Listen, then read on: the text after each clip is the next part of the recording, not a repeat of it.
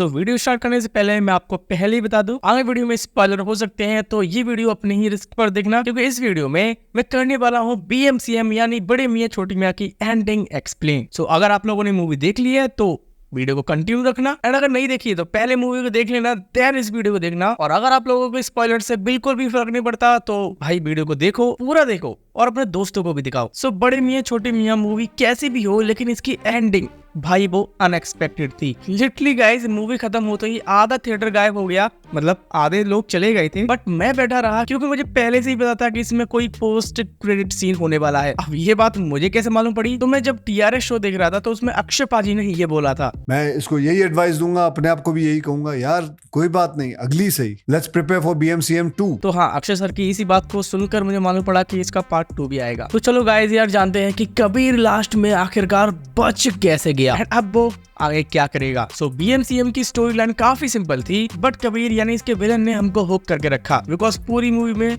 वो बहुत सीरियस लग रहा था। अब ये मास्कमैन कौन है, कहाँ से आया था और क्या करने वाला है, ये सारी कहानी, ये सारी चीज हमें एक फ्लैशबैक सीन में दिखाई जाती हैं। इसकी बैक स्टोरी थी कि ये आर्मी में फ्रेडी और रॉकी का बहुत ही अच्छा फ्रेंड था, एंड फिर बाद में इसने 15 सालों की मेहनत के बाद एक ऐसा इन्वेंशन किया जिससे ये आर्मी की मदद करना चाह रहा था, एंड इस इन्वेंशन का नाम रखा गया था द क्लोनिंग प्रोग्राम। अब बेसिकली ये कर क्या रहा था, आर्मी के 2 honour officers Freddie and Rocky के DNA से उनकी क्लोन्स बनाना चाह रहा था, जो कि वॉर में फाइट करेंगे। और बल्कि कबीर यहाँ पर बताता भी है, यहाँ पर 2 ही नहीं बल्कि इनके मल्टीपल क्लोन बना सकता है, एंड जो भी इनको यूज करेगा वो इनको कमांड भी दे सकता है। एंड इसी चीज को सुनकर कर्नल ने इसके इस प्रोग्राम को शट डाउन करने को बोला, बिकॉज इन्हें लग रहा था कि अगर ये इन्वेंशन गलत हाथों में चला गया तो इससे देश को खतरा भी हो सकता है। एंड इसी चीज के चलते कर्नल ने इसके प्रोग्राम को ही शट डाउन कर दिया हमेशा के लिए। एंड फिर क्या, यहाँ से हमें मिला ये विलन, ये मास्क मैन। तो यहाँ से कबीर ने ठान लिया कि वो इसका यूज यानी अपनी इन्वेंशन का यूज इंडिया के खिलाफ ही करेगा और 3 देशों के बीच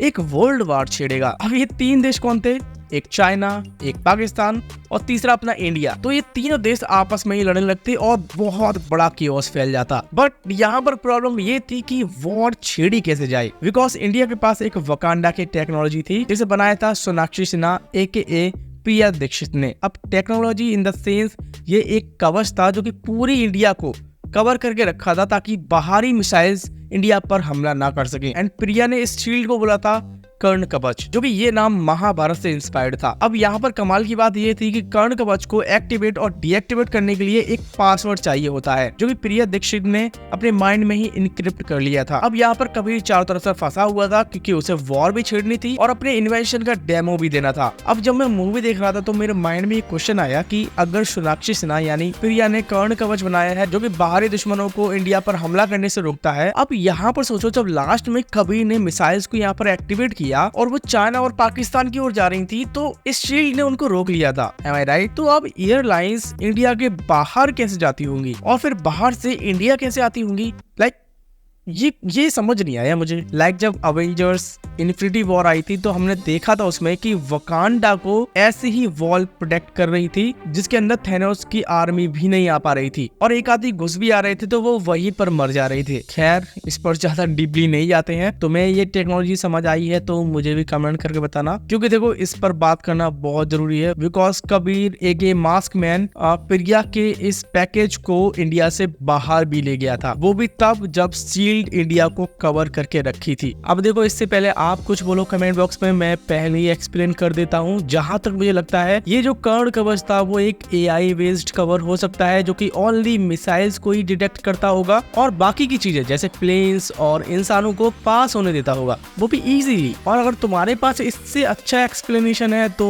वो मुझे कमेंट कर देना, मैं भी समझ लूंगा उसे। सो प्रिया के माइंड में इस शील्ड को एक्टिवेट और डीएक्टिवेट करने का पासवर्ड, तो अब कबीर ने इसे पकड़कर उस पासवर्ड को निकाल लिया, जिससे उसने किया क्या, इस शील्ड को डीएक्टिवेट कर दिया और वो धीरे धीरे इंडिया को अनकवर भी करने लगी। एंड यहाँ पर कबीर ने पहले से ही कर्नल आजाद और फ्रेडी रॉकी के क्लोन्स भी बनाकर रखे थे, एंड कर्नल आजाद की मदद से इसने मिसाइल्स को एक्टिवेट कराया और छोड़ दिया चाइना और पाकिस्तान के ऊपर, ताकि उन्हें लगे कि इंडिया की तरफ से हमला हुआ है और इसके जवाब में वो भी हमला कर सकें। एंड फिर क्या इन सबको रोकने के लिए फ्रेडी एंड रॉकी आते हैं एंड वहां से अपने क्लोन से भी फाइट करते हैं और कर्नल आजाद के क्लोन से भी। बट यहाँ पर एक प्रॉब्लम हो रही थी कि इन क्लोन्स को वो मार नहीं पा रहे थे, क्योंकि उनके अंदर एक अजीब सी पावर्स थी जो कि उनको हील भी कर रही थी और उन्हें एनर्जी भी दे रही थी। बट इसी का हल निकाला पैम ने बताया कि इनको हाई अमाउंट इलेक्ट्रिसिटी से ही खत्म किया जा सकता है। एंड फ्रेडी एंड रॉकी यही करते हैं, इनको हाई अमाउंट में इलेक्ट्रिसिटी देते हैं जिससे ये तीनों खत्म हो जाते हैं। वेल, कबीर की लैब में हमें बहुत सारी बॉडी डैमेज देखने को मिली थी एंड एक यूनिक सूट देखने को मिला था जिसे इसने पहना था लास्ट में। अब देखो यहाँ पर कॉन्सेप्ट समझो, ये जितने भी क्लोन्स थे ये हाई अमाउंट इलेक्ट्रिसिटी को झेल नहीं सकते थे। एंड यहाँ पर नोटिस करो, जो कबीर ने सूट पहन रखा था उसमें हाई अमाउंट में इलेक्ट्रिसिटी फ्लो हो रही थी। दैट मीन्स ये कबीर का कोई क्लोन नहीं था। एंड जब रॉकी एंड फ्रेडी कबीर को एक टेबल पर पटकते हैं तो भाला घुसने से ये मर गया, ऐसा हमें लग रहा था। अब यहाँ पर ये इतनी अमाउंट में इलेक्ट्रिसिटी को होल्ड कर पा रहा है, मतलब इसने अपने आप पर कोई एक्सपेरिमेंट किया है, सेम लाइक क्लोन्स की तरह। जैसे वो अपने आप को हील कर पा रहे थे, वैसे ही हो सकता है जब कबीर और रॉकी ने इसको इस भाले पर पटका, इसने अपने आप को हील कर लिया। बिकॉज देखो यहाँ पर हो सकता है जो हीलिंग पावर्स इसने क्लोन्स को दी थी वही एक्सपेरिमेंट शायद इसने अपने आप पर भी किया हो, जिस वजह से ये लास्ट में बच पाया। अब ऑब्वियस सी बात है यार, इतना बड़ा साइंटिस्ट है, इसके जिंदा होने का रीजन ये कुछ भी दे सकते हैं। अब एक जेन्युइन रीजन मुझे यही लगता है, जाते जाते हमें ये बताया भी गया था कि अभी जंग खत्म नहीं हुई है और अब वो फिर से वापसी मारेगा। सो अब इसका पार्ट 2 आएगा या फिर नहीं, ये सब ऑडियंस के ऊपर है। अब देखो ऐसे बहुत से लोग हैं जो कि नेगेटिव रिव्यूज आने के बाद भी इस मूवी को पसंद कर रहे हैं एंड ये भी हो सकता है कि ये मूवी हिट हो जाए। एंड जिस रीजन से ये नेगेटिविटी फैल रही थी, हो सकता है इसके पार्ट 2 में उसे सुधार दिया जाए और अली अब्बास की तरफ से और बेहतर स्टोरी हमें मिल पाए। सो